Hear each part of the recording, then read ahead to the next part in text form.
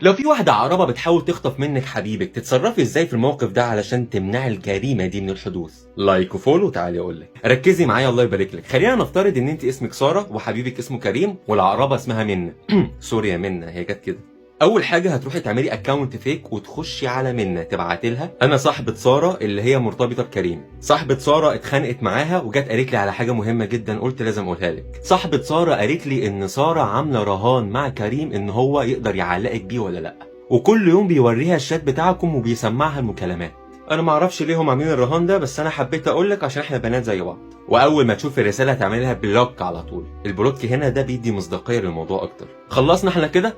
لا ما خلصناش ولا حاجه. هتعملي اكونت فيك تاني وتخشي على كريم وتعملي كانك ولد وتقولي له: انا صاحبه منى، ومنى قالت لصاحبتي ان هي عامله رهان مع واحد صاحبها وبيشوفوا اذا كانت منى هتقدر تعلقك ولا لا. وانا بصراحه ما اعرفش هما ليه عاملين الرهان ده، بس انا حبيت اقول لك عشان احنا شباب زي بعض. وتعملي بلوك بعدها عشان البلوك بيدي مصداقيه برضه. بس واعملي كوبايه شاي بلبن واتفرجي على الدراما الهنديه اللي هتحصل. اهم حاجه تحسسيه في وقتها ان انت في ميه البطيخ، ان انت على الله حكايتك. اتكلمي معاه طبيعي جدا جدا. والحركه دي اما خلتهمش يسيبوا بعض، فهي على الاقل هتعمل شرخ كبير جدا في الثقه ما بينهم. هتخلي كل واحد كده عمال مقلق من التاني. بس هو تعملي الحركه دي وتكوني انت اللي سايباه، ومن بعد ما هو تعافى منك راح ارتبط تروحي عامله فيه كده. لا مش من حقك.